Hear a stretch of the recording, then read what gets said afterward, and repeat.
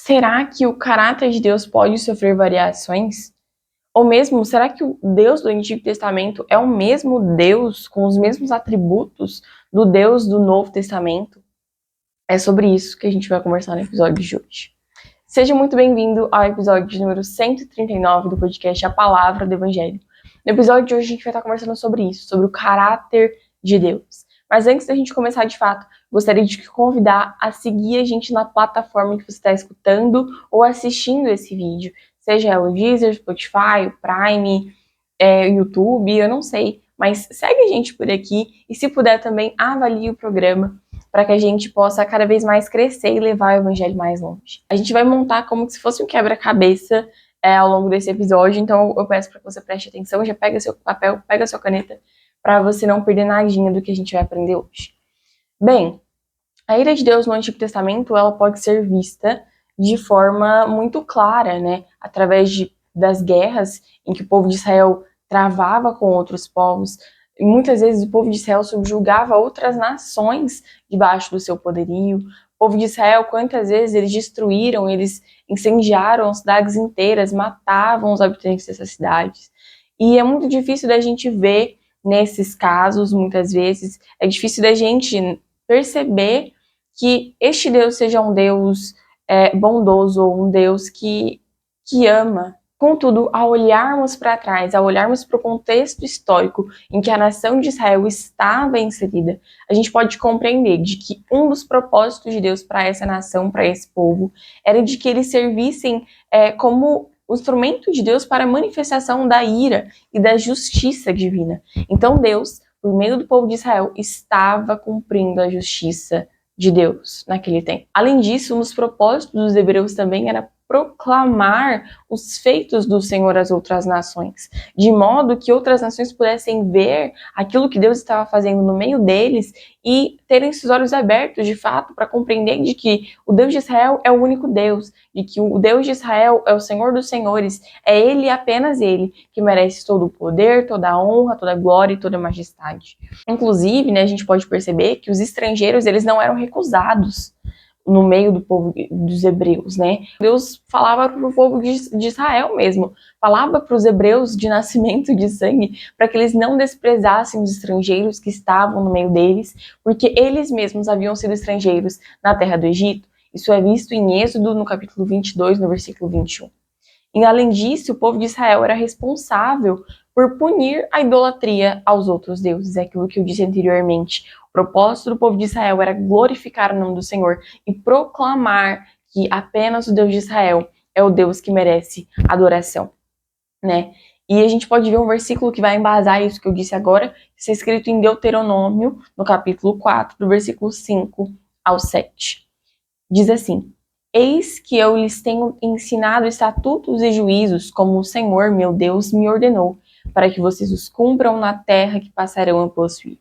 Portanto, guardem e cumpram essas leis, porque isto será a sabedoria e o entendimento de vocês aos olhos dos povos que, ouvindo todos esses estatutos, dirão: de fato, este grande povo é gente sábia e inteligente. Pois que grande nação há que tenha deuses tão chegados assim como o Senhor, nosso Deus, todas as vezes que o invocamos. Então aqui a gente consegue compreender de forma muito clara e explícita que esse era um dos propósitos para o povo de Israel naquele tempo, naquele período específico. Mas, diferentemente do que muitas pessoas podem pensar, a bondade de Deus já existia e já estava sendo manifesta no Antigo Testamento, assim como a sua ira. A gente vai encontrar diversas vezes, diversas passagens ao longo do Antigo Testamento que glorificam ao Senhor, que bendizem ao Senhor pela sua justiça, pela sua misericórdia, pela sua bondade. Lamentações, né, uma passagem muito conhecida, Lamentações 3, do 22 ao 23, vai dizer: as misericórdias do Senhor são a causa de não sermos consumidos, porque as suas misericórdias não têm fim, renovam-se cada manhã. Grande é a tua fidelidade. Aqui a gente encontra que as misericórdias do Senhor já eram vistas desde aqueles tempos. Inclusive, a graça do Senhor já estava presente nesse período também. A gente encontra passagens como Gênesis 6:8, que vai dizer que Noé, achou graça diante do Senhor. E isso é muito lindo de se ver que Deus, ele estava, de certa forma, né, no dilúvio, naquele evento do dilúvio, Deus estava exercendo sua justiça sobre a humanidade. Porém, houve um homem, houve uma família que despertou os olhos de Deus. Houve uma família que encontrou o favor e a graça de Deus. E essa família foi a família de Noé, sabe? Então aqui a gente encontra explicitamente que a graça de Deus já estava presente desde Gênesis. Davi, o caso de Davi foi perdoado pelo Senhor. O pecado que Davi havia cometido com Batseba, ele tomou a mulher de outro homem e ainda assassinou esse homem. Ele literalmente planejou a morte de um homem inocente, de Urias. Segundo a lei mosaica, o pecado de Davi, a consequência do pecado de Davi, a punição para esse pecado seria a morte dele e de Batseba. Mas Davi encontrou graça aos olhos do Senhor e foi perdoado, sabe? Então a gente pode perceber que já existia graça desde o Antigo Testamento. Olá, galera! Essa aqui é a minha edição. Enquanto eu estava editando o vídeo, e até enquanto eu fazia o devocional hoje, eu percebi uma coisa que eu deveria ter falado e eu acabei não mencionando no vídeo, e é por isso que eu decidi fazer esse pequeno corte. E é por isso também que eu vou estar lendo para baixo, que eu vou estar lendo as coisas no meu caderninho. Mas, eu falei sobre a ira de Deus manifesta no Antigo Testamento, nesse vídeo, né? Vocês já assistiram essa parte, ouviram essa parte, mas eu não falei sobre o escape que Deus providenciou ao povo no Antigo Testamento, né? Onde que o povo poderia encontrar guarida? Vocês vão ver aí no decorrer do episódio que eu vou falar sobre isso no Novo Testamento, onde a graça de Deus é encontrada, mas onde que a bondade e misericórdia do Senhor podem ser vistas no Antigo Testamento? Ela pode ser vista na lei, porque a lei ela denunciava o pecado do povo, fazia com que o povo visse o seu próprio coração maldoso perante o Senhor, pecaminoso, e falasse, nós somos pecadores, nós precisamos do Senhor. E daí o povo se voltava a Deus, o único capaz de salvá-los, sabe? Então era a lei o lugar que eles podiam olhar e se voltar ao Senhor. A lei denunciava o pecado do coração deles.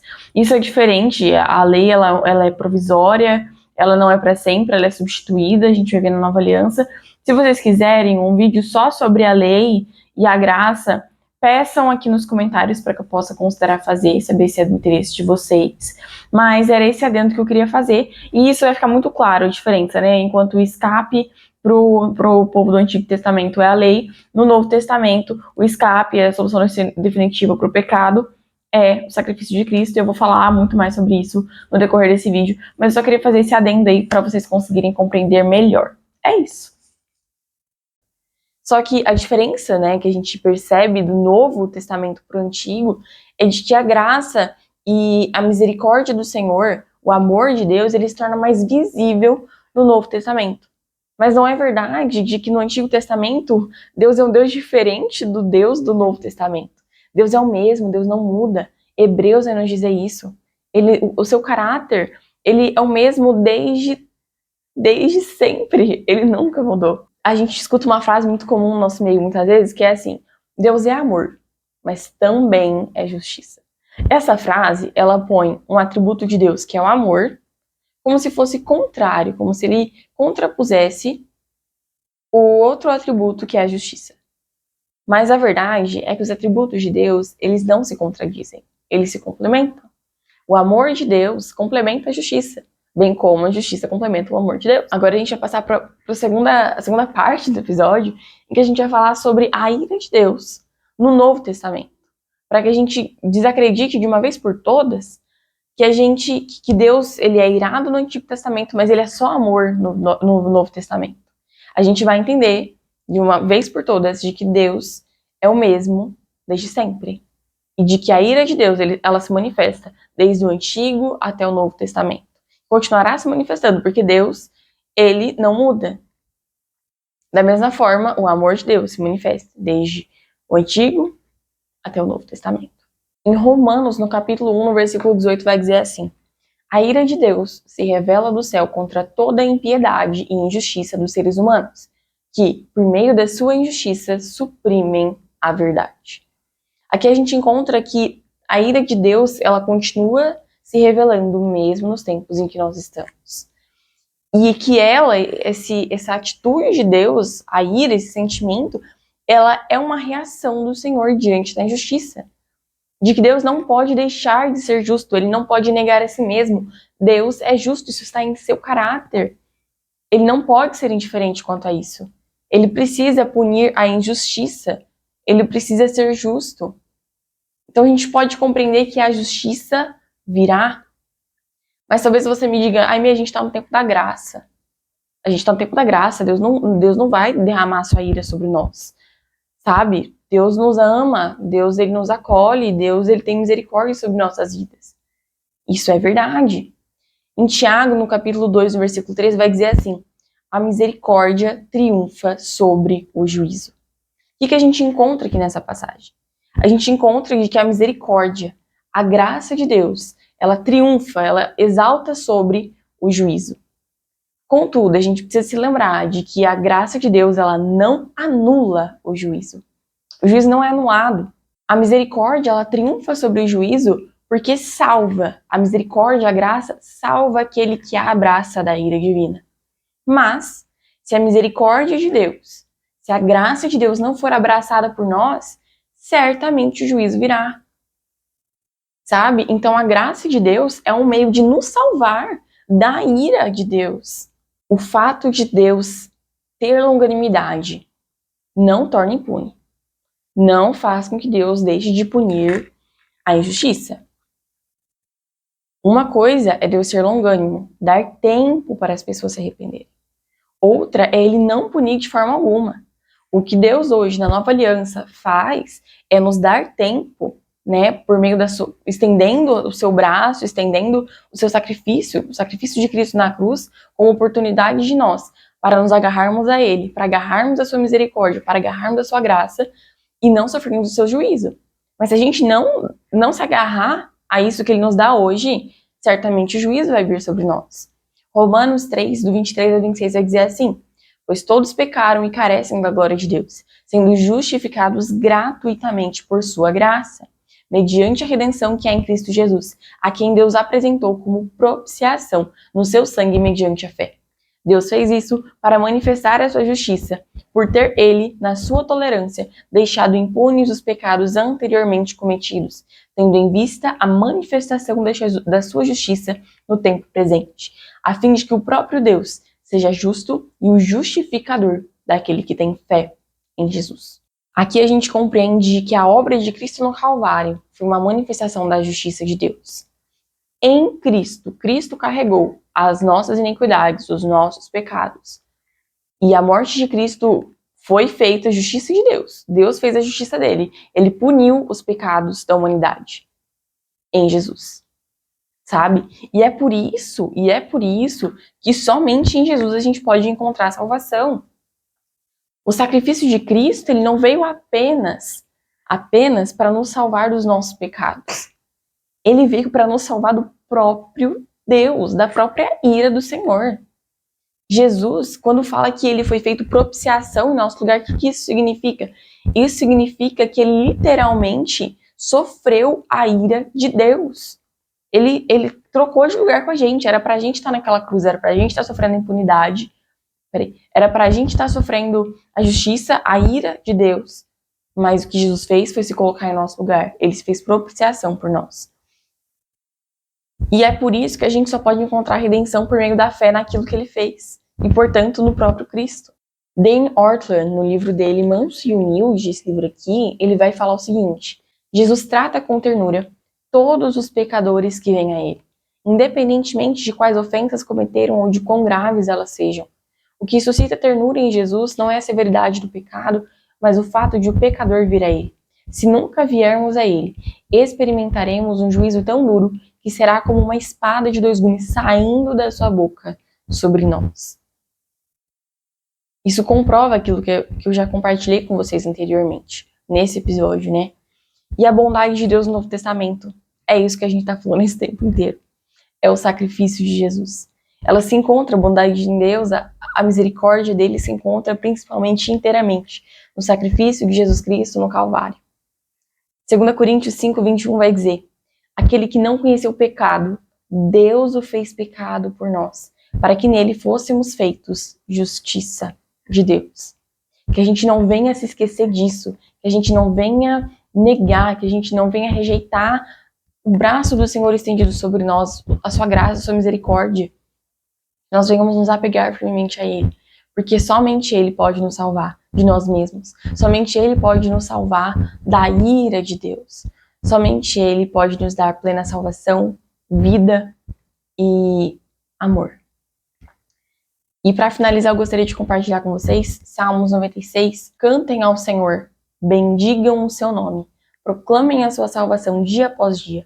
Anunciem entre as nações a sua glória, entre todos os povos as suas maravilhas. Alegre-se o campo e tudo o que nele há.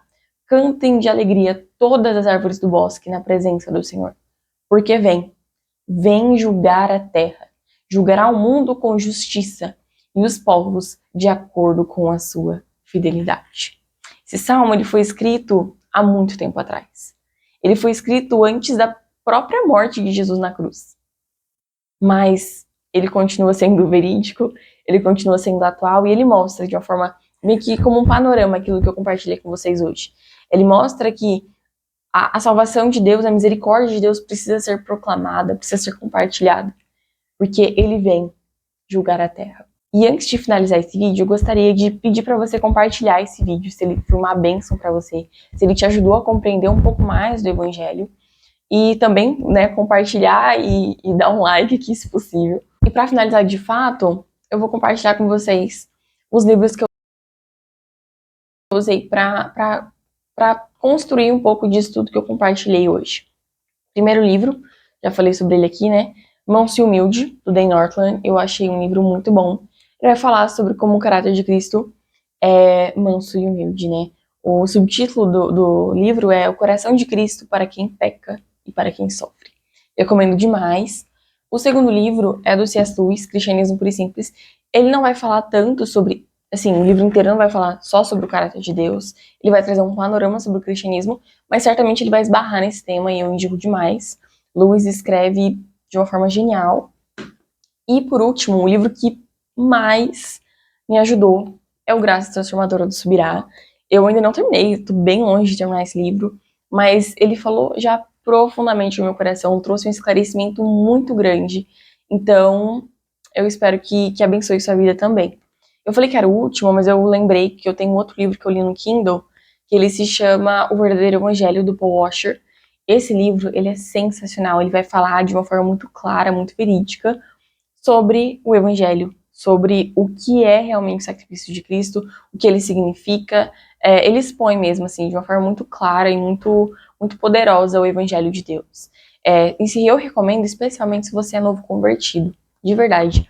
Eu acho que pode te ajudar muito nessa caminhada. Esse foi o EP de hoje e eu te encontro no próximo episódio. Mas se você quiser ficar recebendo atualizações, devocionais, resenhas de livros, entre no nosso link de transmissão, no canal de transmissão, que está aqui embaixo do nosso WhatsApp. Faça parte disso e eu tenho certeza que você vai ser abençoado.